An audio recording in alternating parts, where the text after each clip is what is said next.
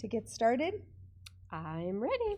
All right, we're in 2 Corinthians chapter 8 tonight, and really happy to have you here. All righty. Well, I will start in verse 1.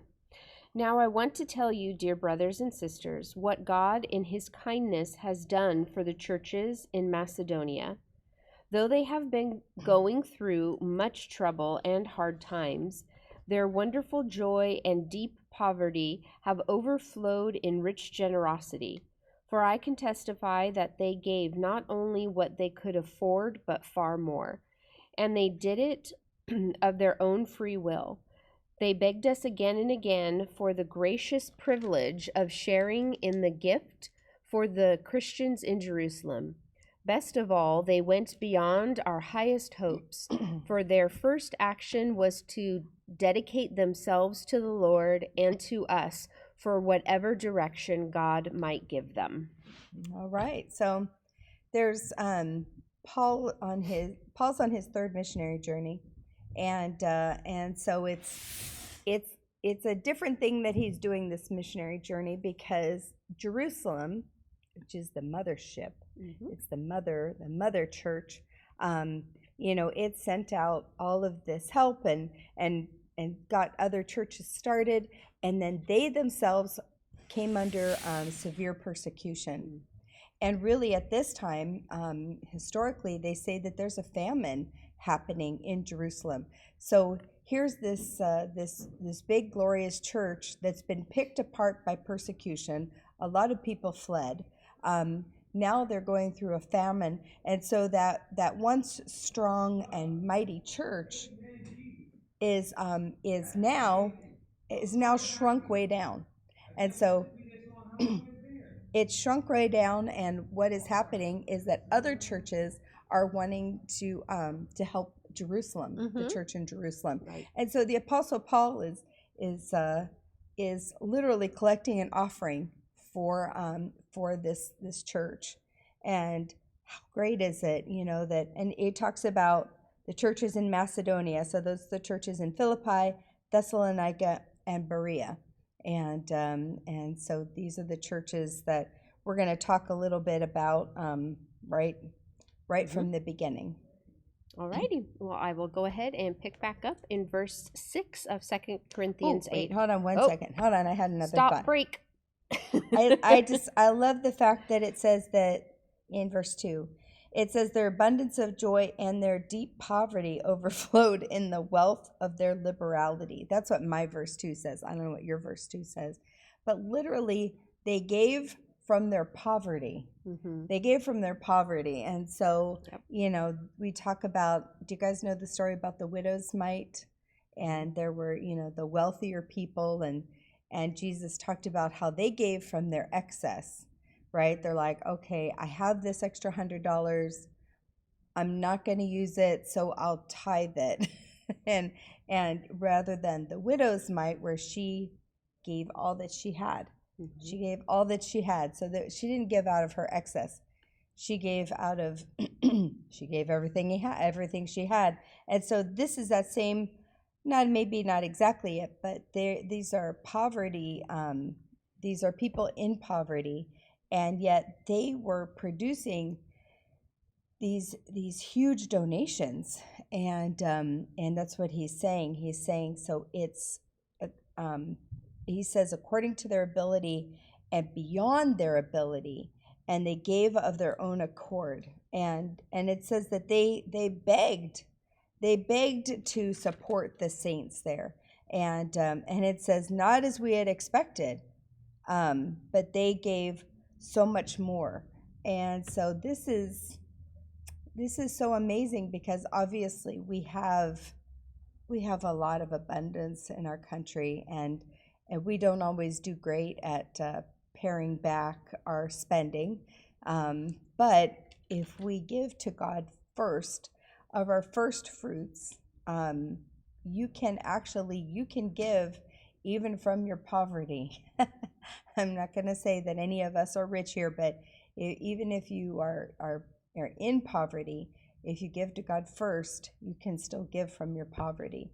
And he's talking about, he's bragging on them, saying how amazing they are. So that's a pretty great thing for the Apostle Paul to say about any church or any group of people. I'd be honored, right? I'd be honored. Yeah. Okay, so I'll go ahead and pick back up in verse 6 of 2 Corinthians 8.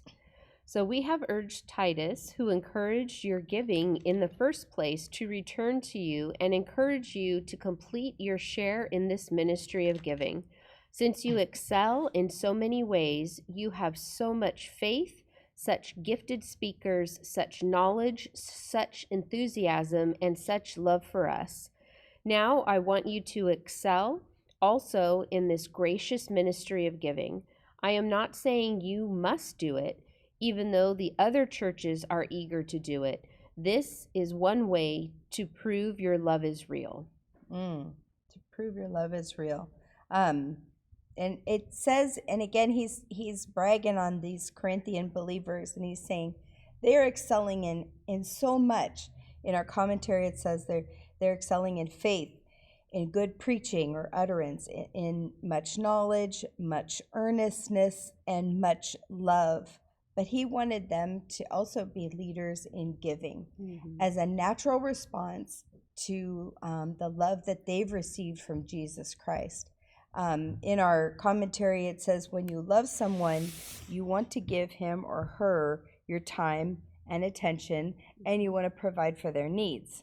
If you refuse to help, your love is not as genuine as you say it is. And that's kind of like putting your money where your mouth is.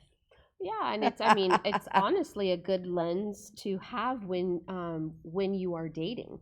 It is. Right? If the person you're with isn't a provider, isn't somebody that would take care of you when you're sick, when you're sad, when things like that, not necessarily financially, that's also part of it, but not all of it. Yeah, I think not in the beginning, right? But and I think this is kind of a good reminder of those things as well, not just as a church, but even in other relationships that you may have. Absolutely. And so this, so as the Apostle Paul's talking to the Corinthians, he's talking about the other churches, but I like how he says you don't have to. I don't know what verse that is, but let's see. Was that in 7? Yeah. We inspired in you. 8. 8. I am not saying you must do it. There you go. Even though the other churches are eager to do it. Yeah. So it's great because he's automatically saying, like, I'm not, he's not sending them a bill. We know there are some religious cults that you have to tell them how much you make per year. You have to basically give them your tax return, and then they send you a bill for 10%. And then if you don't pay your bill, then you're not in good graces in that cult. And so that's a cult that many people are in. So it's great that he's not forcing it, because I don't know if you've ever been like forced to give. Well, and it says, in the Bible too, right, that you should give from a gracious heart. You should be with giving joy. Yeah, you should be giving because you want to, because you love what you're giving it to. Does that make sense? And obviously we're talking about the church, not giving money to the restaurant or yeah.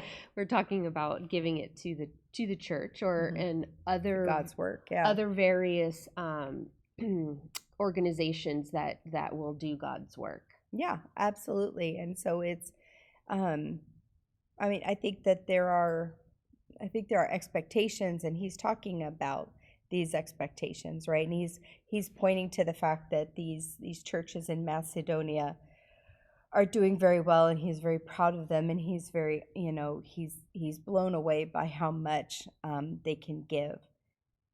So he's not saying like, so you need to, $99.95, like, here's your bill, cut a check, sort of thing. I don't know how you feel. I just was today, where did we go? We went somewhere and they're like, oh, do you want to round up for AIDS research, or do you want to round up to the nearest dollar for this and that? And I'm thinking, I don't really know where that's going. You know, if you look on like Charity Star, you can look and see, you know, like there are some organizations where like a third of what you give goes to administration of that charity. So charities are not always transparent. They should be, but you know, there's somebody at the top who's making some money. Churches, I would hope, are transparent. I know that our churches, you know, anytime anybody wants to know anything about our finances, they can ask, because we need to be transparent. We need to be trustworthy. We don't have a lot of bills right now as for our church, but there, I'm sure there are those big churches. I'm sure their balance statements are probably, you know, 10 pages long, Right. and you know, and they've got 25 pastors and you know, all this stuff. That's a lot. Well, and some of them have schools Yeah, that are attached, you know, on the church campus. Yeah, sometimes those are money making. Correct. Sometimes those are not. They're, you know, they're actually supporting that school. It just depends. So these are good things to know. However, you know, giving to the Lord's work should be a joy. It should be a joy. And even though we're not providing you with a bill, because he's not saying 10% anywhere in here, I think it's something that we utilize because it's easy, because it is referenced in the Old Testament, because a tithe means tenth. But, you know, you are welcome to give more than a tenth. You are welcome to give 50%. You're welcome to give whatever God is telling you to give. You know, sometimes he tells you to give a lot more than you actually want to give. And those are the times, you know, we've seen that happen many times in our ministry. You need to be obedient because you're going to be blessed. You're going to be blessed in a big way. So. All right, well, I will go ahead and pick back up in verse 9 of 2 Corinthians 8. You know how full of love and kindness our Lord Jesus Christ was. Though he was very rich, yet for your sake he became poor, so that by his poverty he could make you rich. I suggest that you finish what you started a year ago, for you were the first to propose this idea, and you were the first to begin doing something about it. Now you should carry this project through to completion, just as enthusiastically as you began it. Give whatever you can according to what you have. If you are really eager to give, it isn't important how much you are able to give. God wants you to give what you have, not what you don't have. Of course, I don't mean you should give so much that you suffer from having too little. I only mean that there should be some equality. Right now, you have plenty and can help them. Then at some other time, they can share with you when you need it. In this way, everyone's needs will be met. Do you remember what the scriptures say about this? Those who gathered a lot had nothing left over, and those who gathered only a little had enough. Sounds like the manna, the story of manna, how they couldn't hold on to too much. They couldn't like stockpile it. Right. They just needed to trust God every single day. So it says that Christ became poor. I don't know that that's necessarily financial. I think it's because he set aside so very much. He set aside, you know, his place in heaven, and he came down and he became human, and then he made us rich by giving us salvation, the opportunity for salvation, the opportunity for eternal life. So you can see how we're not necessarily talking about money here. We're talking about, you know, the intrinsic value that Jesus became poor, although we do know he was homeless. Yes. The Bible says he's like I can't remember what he was like. Nomad? The foxes? Oh, I don't know. But yeah, like Yeah, nomadic life. Yeah, he had nowhere to lay his head. Mm-hmm. And so that's, that's a great thing for all of us who crave such stability. And I need my house, and I need my car, and and Jesus is like, I don't need any of it. So he didn't have a boat. He didn't have a horse. He had to borrow some donkeys sometimes, but basically, he wasn't a man of any means. So that people couldn't point and say, oh, but you bought yourself into this situation, or or you paid off these people so that you would have this luxury. Nope. I don't think he had any of that. But but it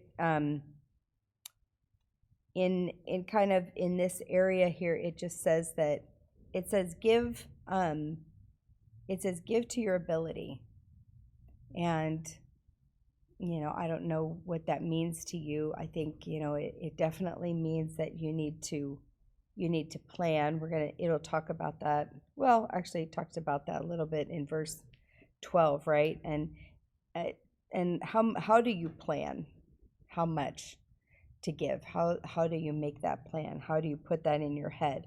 And it says there's a couple principles that Paul gave the Corinthian church, and he said, follow through on your previous promises, right? Because he said, hey, you started this last year, you need to finish strong. So if you promise to give, then you need to follow through. Each person should give as much as he or she is able, as much as you are able. Number 3, each person must make up his or her own mind how much to give.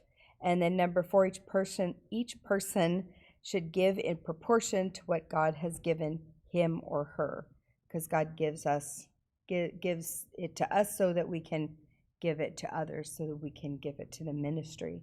So I think here it's just talking about, just be purposeful. Is that the word? Yeah, I think that when you have the mindset that it's not your money, it's God's money, and you are just you're just the manager. Yeah. You're managing the money. So almost like, financial advisors, right? You give them a lump sum of money, or, monthly, or however you do it, but you give them money that you're entrusting to them to manage and to help it grow, right? Mm-hmm. They're expecting that, it's going to grow. They're going to manage it well. Yeah. They're going to manage it well. And so I think that's what God does for us. Is I think he also gives us gifts and talents, as well as finances, that all should be given. Absolutely. But Absolutely. he doesn't want us to give so much that it's a detriment to our family's basic needs. And he definitely says that. Right. And then he says, but make sure that there's like some equality. Mm-hmm. So if you have some extra this time, maybe you can put some more in, because there might be a season where you don't have the extra. Mm-hmm. Jen and I are not old, but like we talk about retirement. Right. We talk about like fixed income, what that would be like in years from now. And it's like, well, hey, we might be making more now, but in those years when we're retired, maybe we wouldn't have as much to give. Mm-hmm. So, it's like, all right, well, so now if you can give more at this point in your career, and then, you would give less when you're on maybe more of a fixed income. But you can see, like, maybe, I was just thinking about like Hurricane Katrina, right? A lot of us sent funds down to help those people. And then once their lives kind of got, then they can get back on track, they can rebuild, and then, then they can give to their church on their own. Mm-hmm. But we have to take care of each other. And there are seasons of plenty, and there are seasons of need. And so he's like, don't pass by those seasons of plenty and not give a little extra, because you are going to be in a season of need, and you are going to need somebody to give who's in a season of plenty to give a little bit more that time. I don't know if that makes any sense, but Right. Let's see. John said, Luke 38, give and it will be given to you in good measure, pressed down, shaken together, and running over will be poured into your lap. For with the measure you use, it will be measured back to you. Absolutely. There's a great blessing in giving. And so the only other thing that I would talk about for giving is, and maybe this is just so very, maybe you can already figure out what I'm going to say before I say it, but when he talks about like fulfilling your promise, I know that I've done this before many times and trying to teach my kids how to do it too. And they say, oh, I'm going to, because you get excited. I'm going to tithe whatever, $500 a month. I'm so excited, and then bills come up and all this, and then all of a sudden you don't have any money left, and you slip $200 in, and you know that you've missed the mark.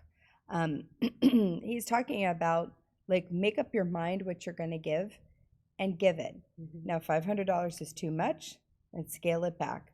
Make it $300, make it $250, whatever. But then stick with that.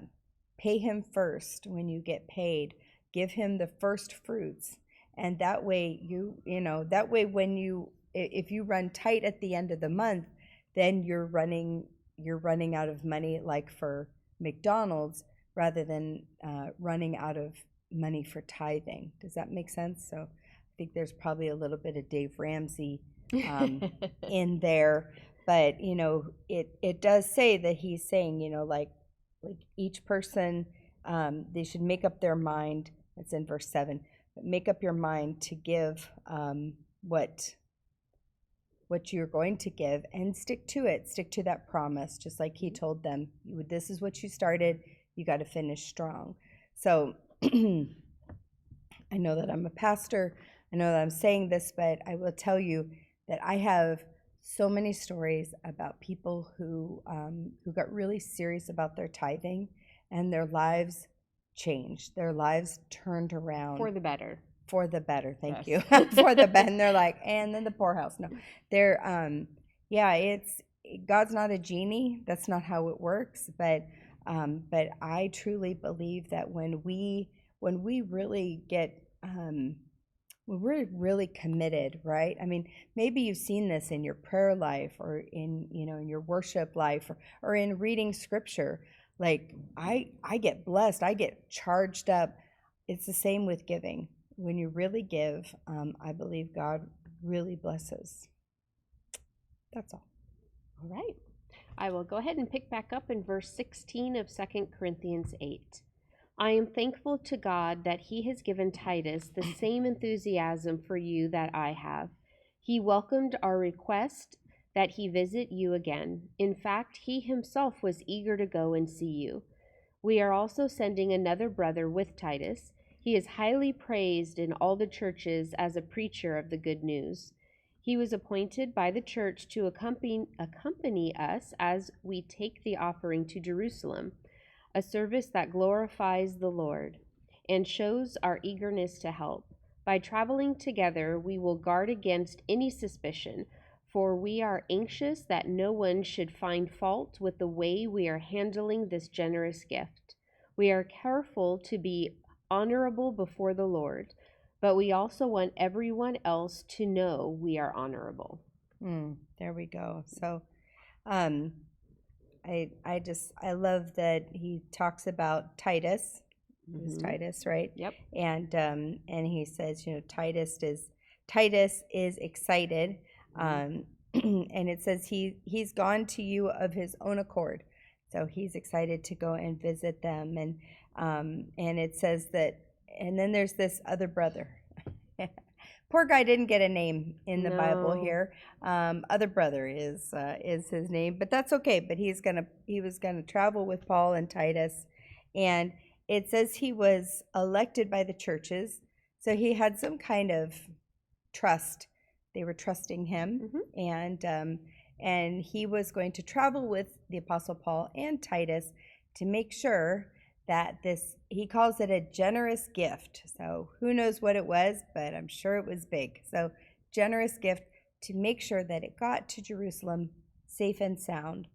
Also that it says that no one would discredit us in our administration. Like that way,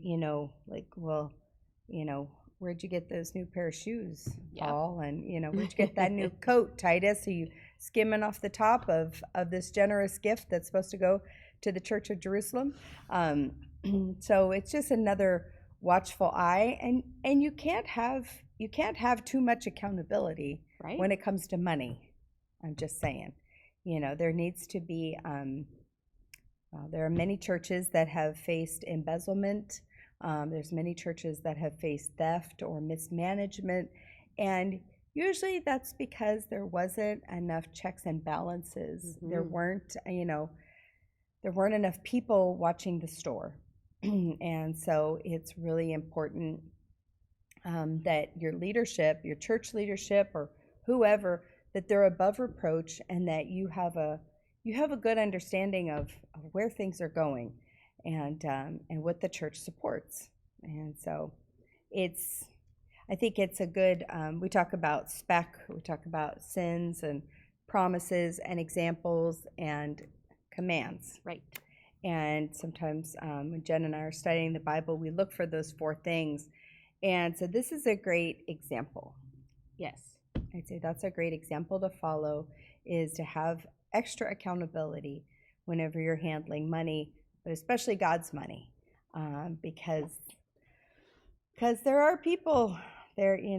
I myself cleaned up a major embezzlement in a church, not our church, but in another organization that was God's money, and it is crazy. It's crazy how people can justify stealing from God. It's sad. It's really sad.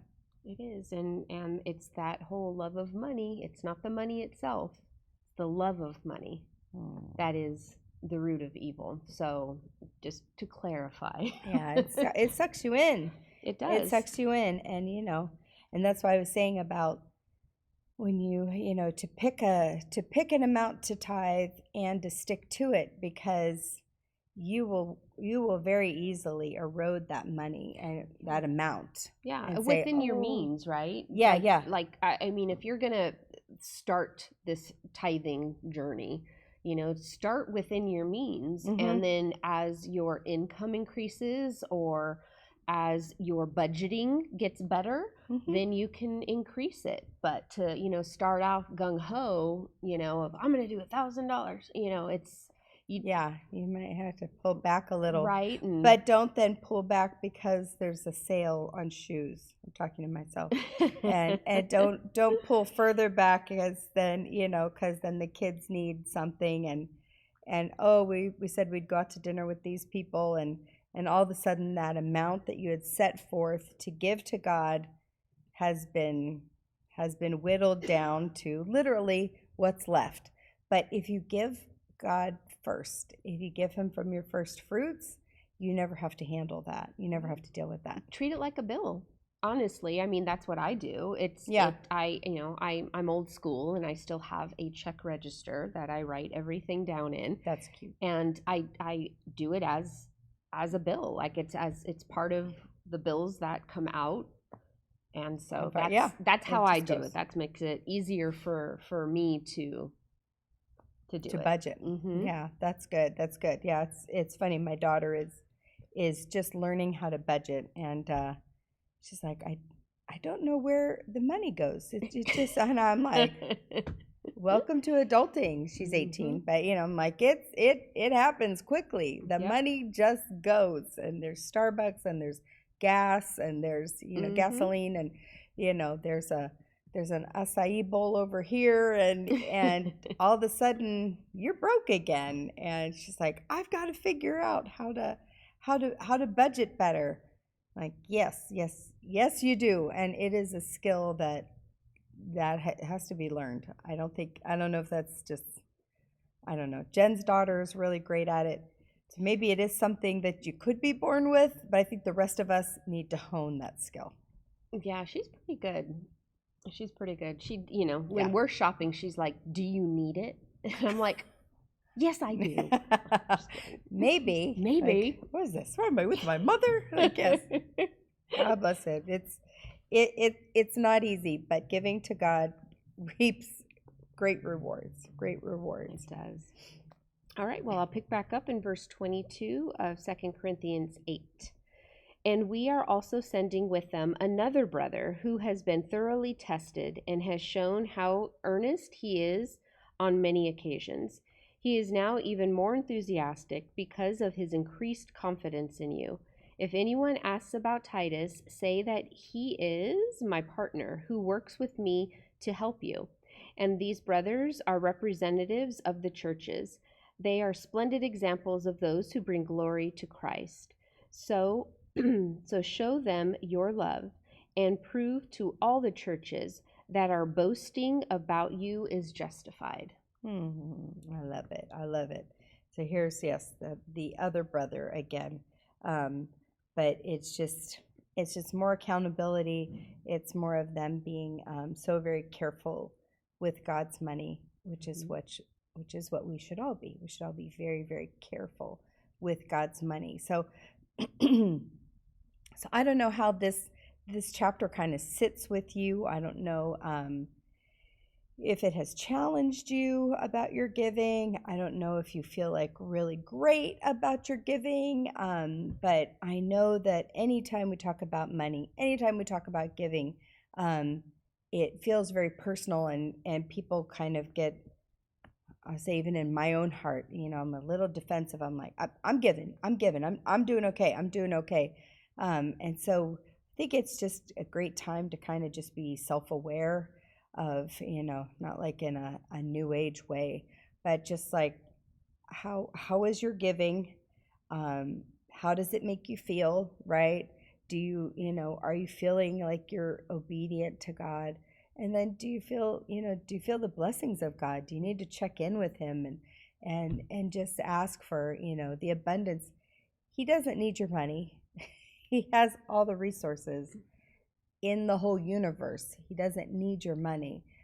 This is to build our own faith muscles so that we can understand we do not we're not the source of everything.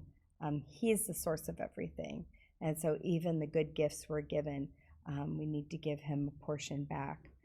And I think it's a good lesson on obedience too, right? On obedience. Yeah, giving is obedience, and like I said, there's nothing laid out here about how much you have to give. We read in the book of Acts, when we studied the book of Acts, they gave everything.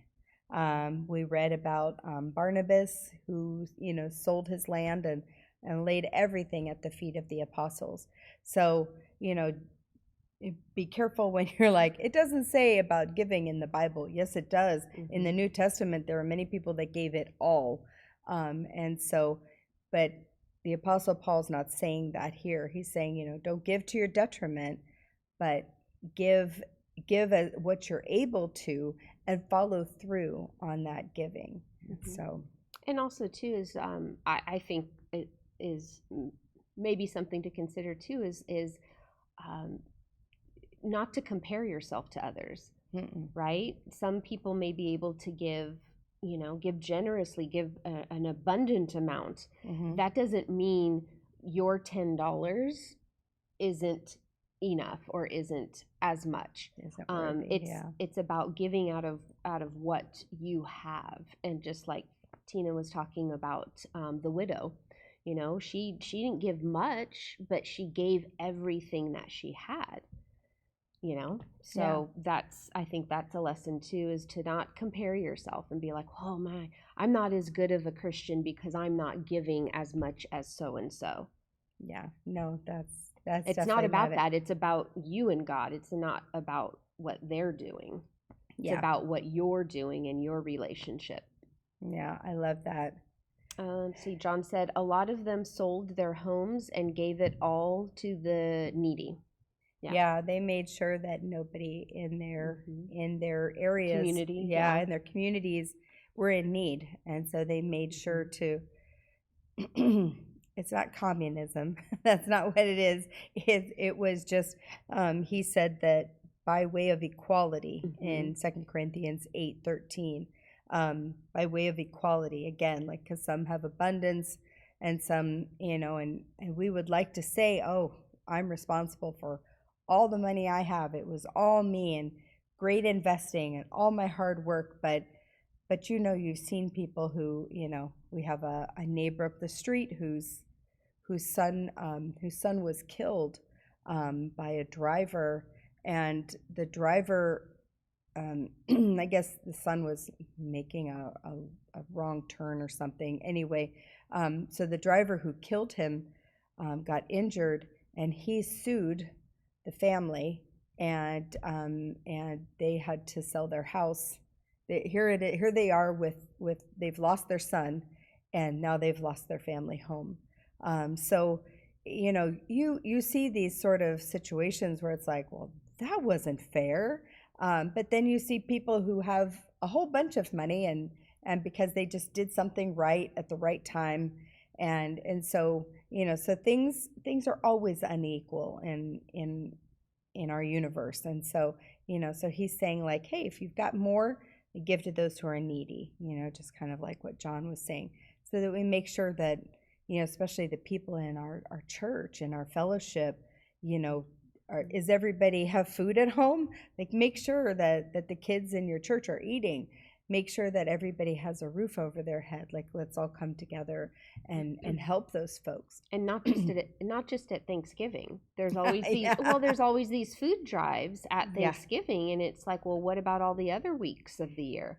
Yeah, summer is a hard time for children, right? Because they don't go to school, because they get free meals at school, but not during the summer. And so all of a sudden kids can be very hungry during the summer. So there's lots of places that we need to, help. And there's lots of people that we need to help. And there's lots of ways to help. Obviously, tithing and giving to your home church is I think top priority, but there's other ways to give.